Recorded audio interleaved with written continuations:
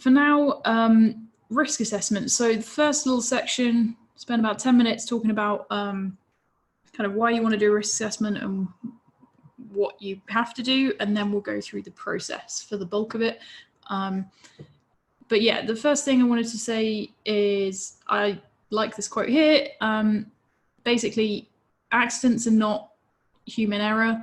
Accidents can always be prevented, and risk assessments will help you achieve that. You want to do the risk assessment in advance to make sure that there are no accidents, not just to blame people afterwards for getting themselves in that situation. In terms of machinery safety standards and law, around machinery and machine guarding, OSHA has a specific section that basically says that one or more methods of machine guarding shall be provided. And then it does go into some more detail on kind of how that works, but your best bet is to do a risk assessment and work out exactly what you need that way. All machines must have risk assessments done and must comply with the OSHA regulations and then the standards. There is no kind of, oh, but we've had this for 50 years and no one's got hurt yet. That's not a good enough reason. You do have to do a risk assessment on all machinery. US standards that we're going to be looking at specifically, so ANSI B11 is safety machinery. That goes through risk assessment process and then loads more detail on kind of how to make sure that you've successfully reduced risk to the right level. But the other ones that you might have heard of or might be interested in, there's the robot standard 1506, and that also goes into some detail on how to perform a risk assessment kind of specific to robots. So that can be quite useful in some situations. There's also B11 which is really helpful for choosing your risk reduction measures, and more importantly, telling you once you've chosen your risk reduction measures, what requirements are for those. So for guards, for interlocks, all different types of measures, it tells you kind of what requirements they need to meet, how you make sure that they are performing correctly as part of a system or on their own. B11 that's your functional safety. So if you've heard of performance levels or control reliability or categories or something like that, that's where these come in B11 and they explain what the required performance levels are for different safety related parts of the control system, and then more importantly, how to achieve that. There's also then behind this a load of type C standards, and they're going to be specific to particular machines or types of machines or sometimes industries. And they'll give you kind of, once you've done your risk assessment, they'll give you specifics often on exactly how to reduce those specific risks. And those can be really, really helpful for looking at as well. So when do you carry out a risk assessment? Some of you may have done risk assessments before, some may think that you haven't, but I can pretty much guarantee, even if you're not going into the office at the moment, at some point you've driven up to an intersection and you performed a risk assessment when you got there. You've decided, you've looked at what's happening, what other people are doing, and you've made a decision whether it's safe to go or not. And some people maybe make different decisions, but you've made that assessment and you've chosen what to do on the back of it and whether it's an acceptable risk or not. Cycling, I do a lot of road cycling. Whenever I go out, I'll wear a helmet. If it's at night, I'll put lights on my bike. And for me, that reduces the risk. So the helmet's going to reduce the severity of the harm. That's going to mean I get less hurt if I get knocked off, hopefully. And lights are going to reduce the probability of that hazard happening, reduce the probability of being knocked off. So for me, that's an acceptable level. For other people, they may think that that's far too much risk and not go cycling at all. Maybe they'll just stay in on the couch, and that's fine as well. Different people have different levels of acceptable risk, and that's another thing we're going to talk about in this. And then, of course, you carry out risk assessments at work and for machinery in this context. Why do you carry out risk assessment is another good question. And hopefully the first thing that comes to mind, and should always be the kind of most important part, is that you want to stop people getting hurt. And that's kind of, you know, hopefully reason enough to do a risk assessment, but there are some other reasons why it's a good thing to do as well. Showing that a company is invested in safety and cares about their employees is a great reason. People are much more likely to stick around and value the company and do good work if they think that they're being looked after. And having a risk assessment workshop, getting people involved, in making it obvious that their safety is a priority is a really great way of achieving that. It's also a great way of understanding kind of exactly what's going on in a plant. You find out what the processes are being done, whether they're being done correctly, whether there's shortcuts being taken, and then more importantly, why those shortcuts are being taken and if there's ways of improving that. And actually, we find often performing a risk assessment kind of well will often improve the operational efficiency. It may seem counterintuitive. You might think putting in safety is going to make everything more cumbersome and annoying to achieve, but in reality, you can often find really good ways of improving processes and reducing inefficiencies. And then finally, staying legal is probably most important, most boring, but is very, very important to do. OSHA say that you need to assess and reduce the risks, and you need to have documentation to prove that you've done that. So that basically means do a risk assessment. A few definitions to just run through just before we kind of dive right in. Risk will go into more detail, but it's the probability of occurrence of harm and the severity of harm multiplied together, tell you the risk. When we're talking about harm, we're talking about physical injury to people. We're not talking about machinery in this context. Obviously, damaging machinery is bad as well, but that's not actually part of this process. It'll often go hand in hand though. Risk assessment, risk reduction measures, and acceptable risk are all things we're obviously going to go into more detail on. So I'm not going to spend too much time on these definitions now, but hopefully they'll come obvious. Who's who? This is really useful actually for any B11 standards you might be looking at because they use this common terminology throughout. And it's just, if you see the word personnel, what does that mean? So you start as an individual, everyone is an individual. If you're nearby the machinery or the equipment that we're talking about, then you're an affected individual. If you're employed to be there, both on a contract or kind of a normal employment, then you're personnel. So personnel are people that are working around the machinery. Those personnel can be broken down into operators, maintenance personnel, or anything else. If they've been given additional training, education, they maybe have lots of experience, they're an expert in a particular machinery or type of thing, then they're qualified. There's no definition as to what qualifications they need to have to be qualified. That's kind of dependent on the workplace. If they've got permission to do a certain task or go in a certain area, then they're authorized. And if they are assigning things, they are a supervisor. So yeah, just wanted to run through that quickly, but as some of these terms come up and they do mean sort of specific things, and it's useful to know. And then finally, before we dive into the process, is the responsibilities of different companies involved in the process, and then also individuals. So component suppliers, responsible for the component it supplies, fairly obvious. They're not responsible for the integration, use, or maintenance of that component. So they aren't responsible for how you use it. They might give some guidance, but it's not their problem. Machine supplier is responsible for the machine, but they're not responsible for the individual components or how the machine is ultimately used. Finally, the machine user, so that's the company using the machine, not the specific person, but the user in terms of the employer, and they're responsible for how it's operated, how it's maintained, whether people are trained correctly, whether that training's up to date, and making sure that it remains within the requirements if anything changes. So if you move that machine into a different state, has anything changed? If you move it into a different building, does it change how it works? If you're changing the tooling, all these things may require a new risk assessment. They may not, but they could well do.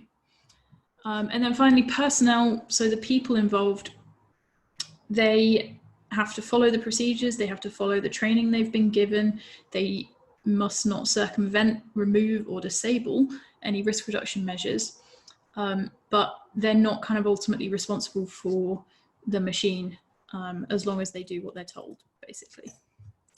But the most good thing to remember is that really a lot of this should be done with collaboration between suppliers and users, and that's really highly recommended in the standards as well. Everyone has different things that they're experts in, get different people involved, ask opinions, and everything like that. So we've whizzed through kind of why you want to do a risk assessment. Now, probably the question you're asking is, how do you do a risk assessment? As it says in B11.0 itself, the choice of a specific method or tool is less important than the process. So doing a risk assessment at all is much more important than exactly which kind of process you follow. And there are a few out there, and that's fine. You can use any process that works. It all is going to achieve the same thing. The one we're going to look at is the one from B11.0, which looks like this. All hopefully makes kind of some sense. It's pretty self-explanatory and fairly simple, but we're going to run through each of these steps, and hopefully by the end of it, you'll have a better idea of what a risk assessment looks like. So we're going to just dive in at the top here, prepare for and set the limits of the risk assessment. So for that, you're going to need a team, and I'll talk about the team in a little more detail. And then you're also going to need to set the scope. And that the scope is going to be what is, and also very importantly, what isn't included in the risk assessment. So which machines, which areas of the factory, does it include conveyors between machines? Does it include multiple areas, multiple zones, multiple operating modes? Does it include the whole life cycle, or are there particular things it doesn't include? Do they need separate risk assessments? Does it include environmental limits? Does it include particular speeds of operation? If you put it into super high speed mode, do you need to do something differently? It's really important to write down what you're including, and then also anything that you're not including. That's almost more important, is to make sure it's very clear what is not included in the risk assessment and whether that needs something else.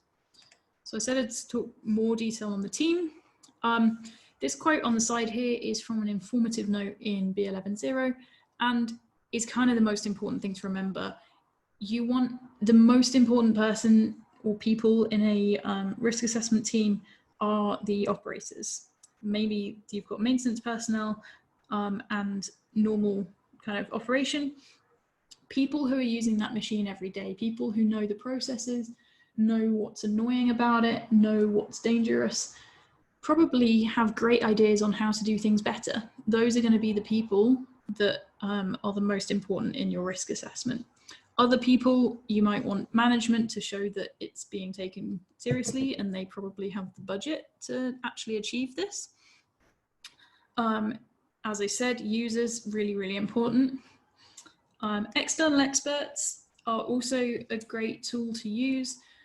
They may have experience in kind of identifying hazards and giving suggestions on risk reduction. You can also have an external facilitator. You could also have people from the machinery manufacturers. You could have people from your insurance company. You could have people from your legal team. It depends how wide it's going.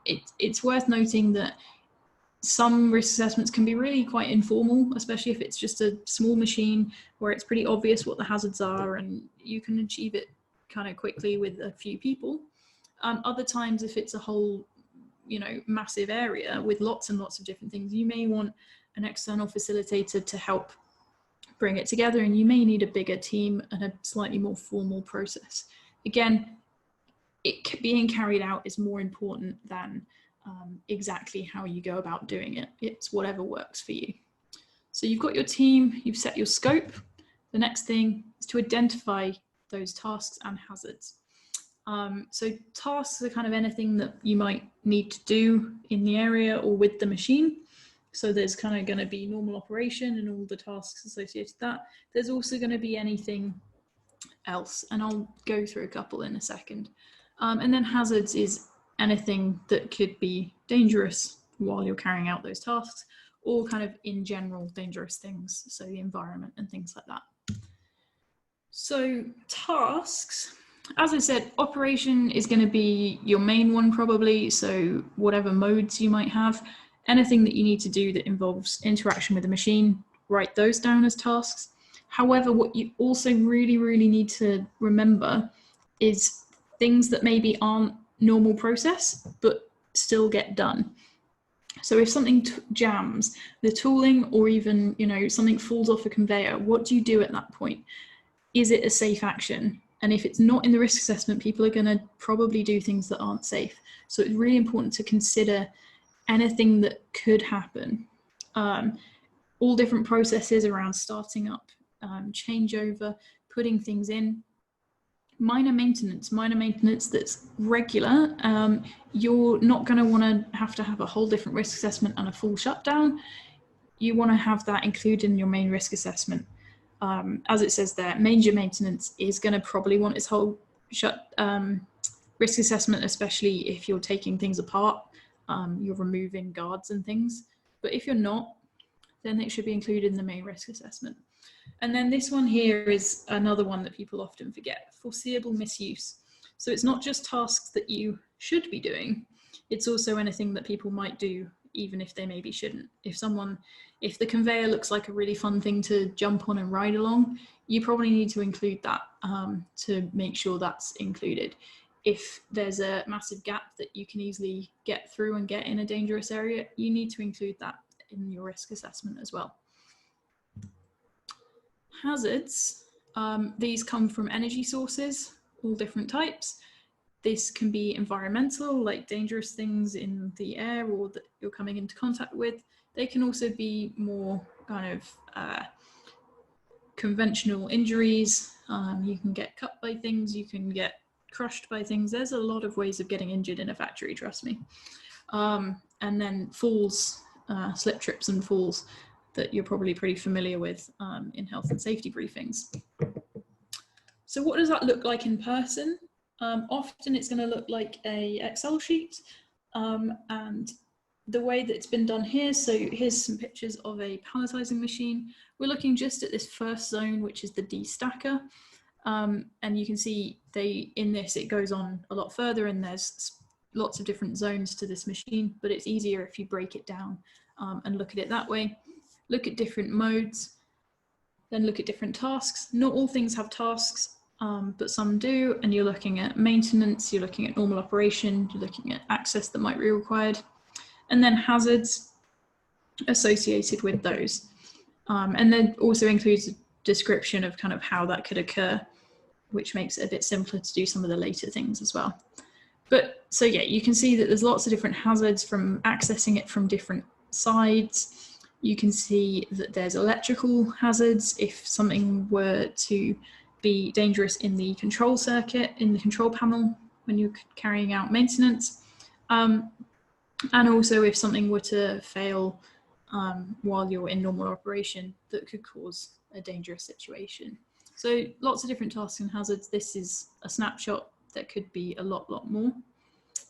And once you've got that list of tasks and hazards, you now need to work out which of them do you need to do anything with? Because some may be okay as they are, and some may not. So you need to assess your initial risk. And risk, as I mentioned very briefly earlier, is severity of harm times the probability of occurrence. So these are always going to be the highest credible level of both severity and probability. So in terms of low probabilities, you probably don't need to include alien invasions and buildings being eaten by pigs, because those are not going to be credible levels of probability.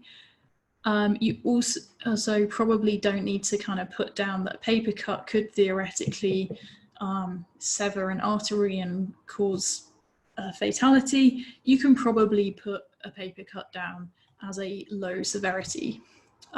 So it's kind of making things sensible, but considering worst case scenario in a realistic manner is probably the best way of putting that. And to do that, you can use risk scoring matrices. There are loads of different ways of doing this. You may have your own. You can absolutely make your own that work for your situation and your company, your risk assessment.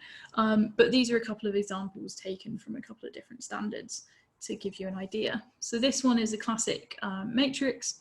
Along the top, you've got your severity, going from negligible up to catastrophic, and it tells you here, negligible is first aid, maybe you need a band-aid for that paper cut.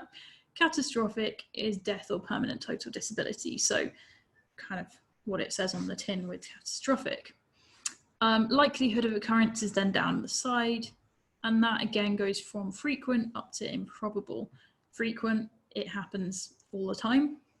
Improbable, it's very unlikely. You can pretty much assume it's not going to happen. So that's one way of doing it. Another way is to use a table like this, which achieves exactly the same thing. It again gives you examples for each of the options. This time you've got 3 options for each.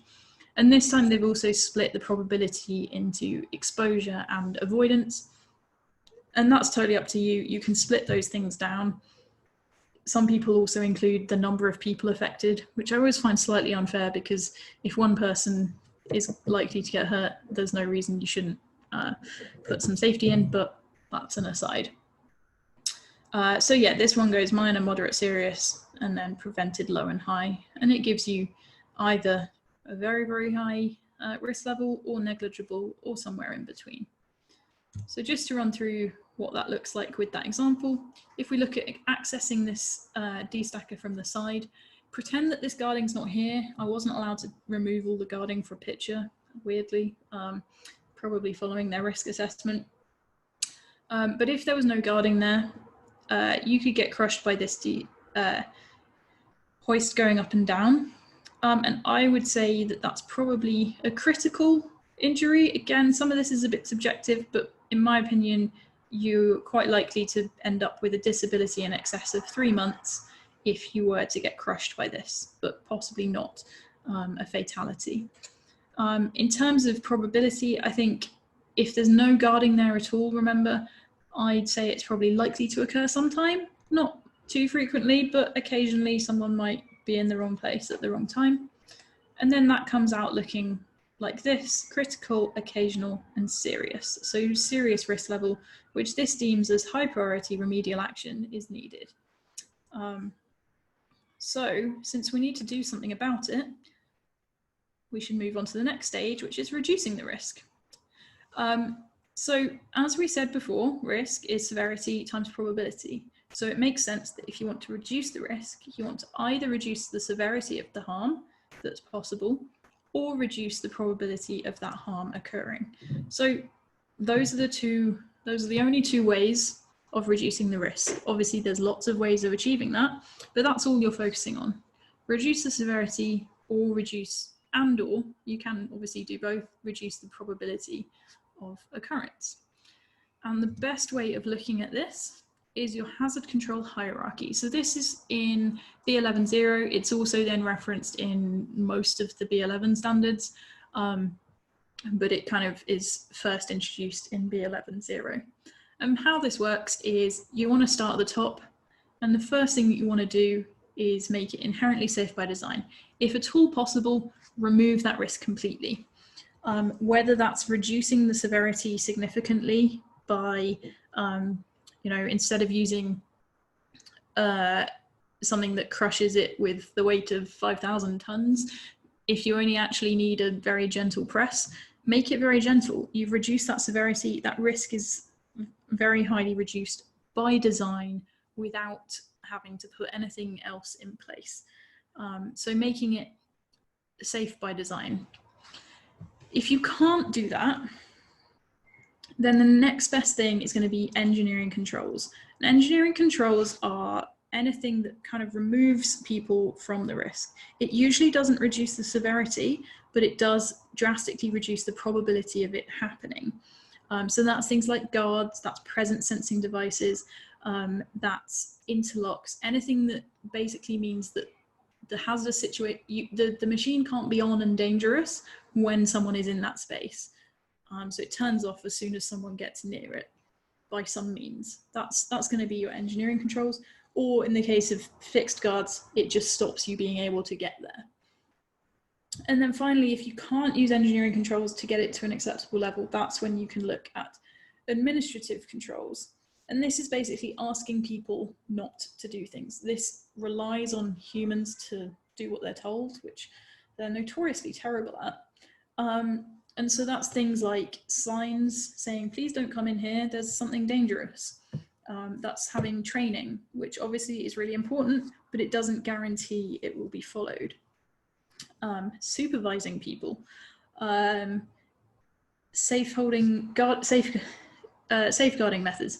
Lockout tagout actually comes down here, which might surprise some people, but if you think about it, there's nothing forcing lockout tagout to happen, so you are relying on people to do as they're told, and they might forget, they might intentionally not do it. If you were to use engineering controls instead, it's forced. So that's what this is basically showing. And PPE is your last ditch attempt if you really have to, but you shouldn't be relying on PPE if you can avoid it. So inherently safe by design, engineering controls, administrative controls.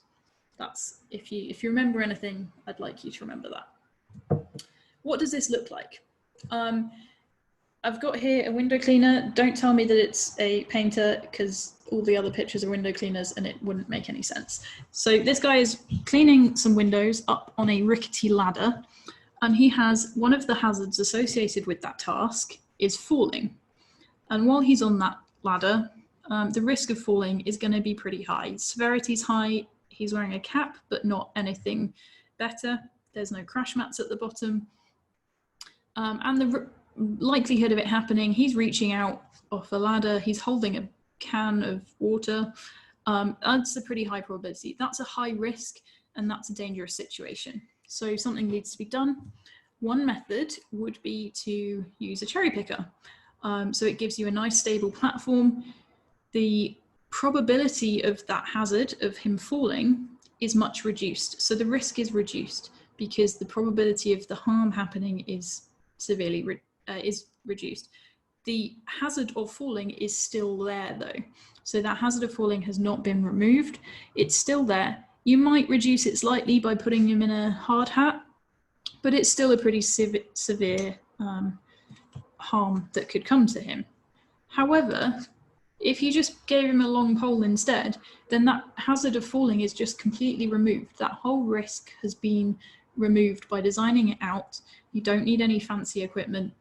And so that's kind of my point, is if you can, just remove it by designing it out. You do need to be careful that he's not now going to drop this on his head and create new risks, but that's something you have to work through. In the case that we're looking at, as you can probably see, what's been chosen to do there is to put fixed guarding in because access isn't required. So you'd use your B11 which gives you lots of useful information on fixed guarding, of how big the gaps need to be and things like that in guarding to make sure it's achieving what it wants to. If you did need access, then you would have movable guards with interlocks, and again B11 gives loads of useful information on how to do that. And if you were using a safety related part of control system, which you probably are if you've got interlocks, so that's anything with relays and logic systems and things like that, control circuits, that's when you then need to look at performance levels and reliability that's in B1126. But if you're just doing fixed guarding, that's going to be your simplest option. If access is not required ever, put fixed guarding in. It's nice and simple. And now, just before we move on to looking at if it's acceptable, I'm going to hand over to Malcolm to talk a little bit about motivation to defeat. Yeah, thanks, Eve. Motivation to defeat has been something that I've been involved in for quite a while with international standards. It's not covered as widely in the US ones, but it will come. So certainly from my experience, most operators want to do the right things by the company. They're trying to do their job. They're trying to make sure they're hitting their targets of getting product out the door and improving productivity. It is super important to make sure that any safeguarding that's installed is done in conjunction with operators. Eve touched on it earlier in terms of building the team to do the risk assessment. If you get the wrong safeguarding devices, if it prevents the operators from doing their jobs, if it puts obstacles and barriers in the way, they will find a way to get around it. There have been quite a few studies in Germany on this subject, and an increasing number of industrial accidents, machine safety accidents, are happening because operators are bypassing safety. So again, Eve touched on this earlier. It's really important to go back to the source, to find out, to do the root cause, to find out what tasks are being carried out. And if you can take those tasks outside of the safeguarded space, make it easier for the operator to do them, it will make your systems not only safe, but it will increase your productivity. A classic example I always cite is it was on a slitting line in steel industry, where the company identified the need, an operator need to apply oil to a specific part of the machine on a regular basis, which involved him stopping the machine, entering through an access point, and it slowed productivity down. It was frustrating for the operator. The solution was quite simple. They just put a pipe, a plastic pipe, that was about 4 or 5 feet long. It started outside of the safeguarded space and took the oil straight to the point where it needed to be applied without the operator needing to shut the machine down. Nice and simple, improve productivity, operator very happy. So always go back to the root, find out all the tasks that have been carried out, make it easy for your operators. And I think Eve is now going to have a look at what happens once you've applied safeguards and the residual risk associated with them. Yeah, absolutely. So once you've decided on your risk reduction measures and you've made sure that they're not going to just be bypassed as soon as you look away, then you can assess how much risk is left and whether that's going to be acceptable. So the first thing to do is then go back through all of your hazards. So you had your initial risk, you've now applied your risk reduction measures, and you need to see kind of if they've done enough, if your risk is now at an acceptable level. So we go back to this example here, you've got this fixed guarding in place. And so it's worth pointing out that the severity is not going to have gone down. If you got through the guarding, you're still going to get crushed by that machine in exactly the same way. And so it's still critical severity. However, what has changed is there's now a massive load of guarding in the way. And so it's now very unlikely, may assume exposure will not happen, that you're going to be able to get in under that machine and be crushed by it. So we've gone from occasional to improbable. And what does that look like? It means that we're now at a low risk level for this particular hazard. And of course, once you've decided what your risk levels are, the next important question is, well, is that acceptable? This is where it gets a little bit kind of subjective, because it's going to depend on your particular application. It's going to depend on the culture of your company. It's going to depend on a few different things. But it's always going to be impossible to remove all risk in machinery applications. And then it's also worth noting that the same hazard, some people will think is acceptable and some will not be. So it's going to depend on kind of training levels and the people involved, which is often why, you know, if something's accessible to the public, it requires much higher levels of safety because you can't rely on those people at all to do what they're told. And then after that, it's going to come down to what's possible. So what you're trying to achieve is as low as reasonably practicable, which is not to be confused with live action role play, just in case you're wondering. ALARP is what you're trying to achieve. And so this practicable word is always, it's a really annoying word to say, but basically, is it feasible? Feasible is an easier word. At some point, it's going to be too expensive, too complicated, too difficult to further reduce the risk. Obviously, if something's going to cost you not very much money, you should always do it if it's going to reduce the risk. But if it's going to cost you, you know, $50,000 and it's barely going to make a difference, then it's probably not going to be worth it. And that's where you need to start making a decision with your team, with the team making the risk assessment, as to what is acceptable. You can also, if it looks like it's going to come out as quite a high level of risk, that's where you may want to start involving experts and people with more experience in that area. So once you've decided if it's an acceptable level of risk, you need to validate and verify. And that's kind of the most, I'm saying everything's the most important, that all of these steps are important. So, but validating and verifying, you want to test that everything performs as you think it should, especially if you've got control circuits. Make sure that everything's programmed correctly and linked in as it should be. Make sure that the training's been carried out correctly. And then basically the questions that they want you to ask are we doing the right things? Are we doing those things right? So have we got the right things in place? And then are they being done how they're meant to be?